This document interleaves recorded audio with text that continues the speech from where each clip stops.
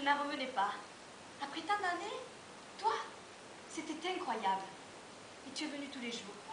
Tu m'apportais des cannoli et du spumante. On allait manger des glaces dans la Trastevere. Et je parlais, je parlais, je parlais. Et toi, tu m'écoutais. C'est rare un homme qui écoute. D'ordinaire, vous ne savez pas écouter. Vous n'écoutez jamais personne du reste. Et c'est là que j'ai réalisé que sans même m'en rendre compte, je m'attachais à toi. Tu t'es fait plus pressant. J'ai adoré. Je suis tombée amoureuse d'un coup. Le confort que tu m'as offert m'a apaisée. Et sans heurts, sans résistance, comme ralenti, j'ai glissé lentement dans ton monde. Je me suis enivrée de luxe. J'ai sombré dans l'oisiveté. Je n'étais plus moi-même, c'était trop tard. Tu as été malheureuse toutes ces années? Non, anesthésiée.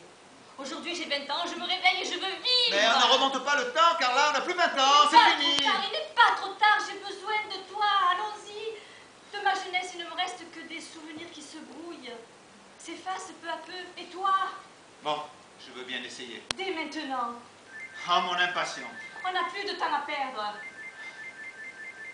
Tu ne réponds pas? Non, tu vois, j'ai commencé. Tu te souviens de ces 3 petits dessins que tu avais à la galerie? Non. Comme des cartes postales? Ah, si. Je les avais achetées pour 3 fois rien à une jeune New-Yorkaise qui faisait... je sais plus quoi. Tu sais qui les a dessinés? Non, elle, sans doute. Mais pourquoi tu me parles de ça? Basquiat.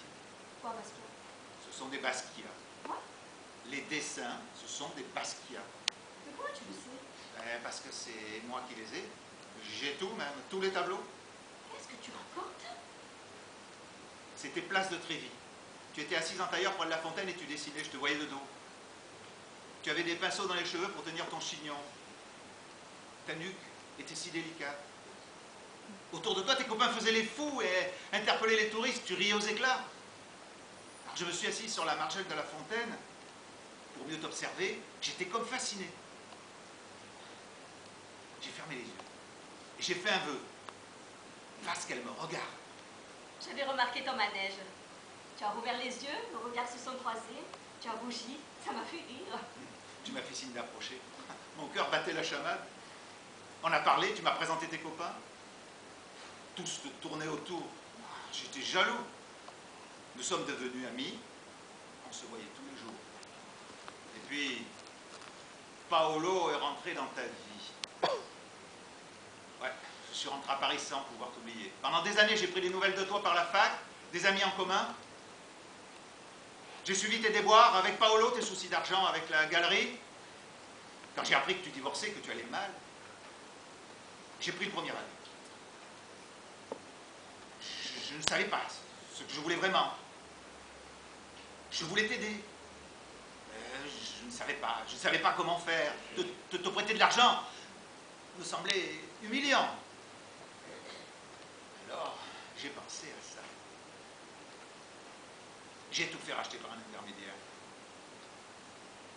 Je voulais te le dire, mais j'ai compris que ça allait, que tu allais être fâché.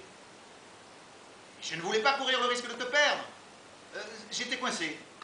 Et puis, le temps est passé, c'était fichu. Je ne pouvais plus rien dire du tout, c'était trop tard. Pourquoi aujourd'hui?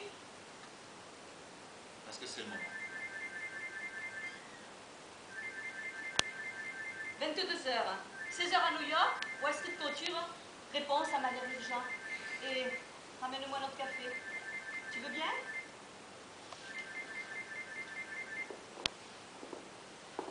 Hello, Fitz.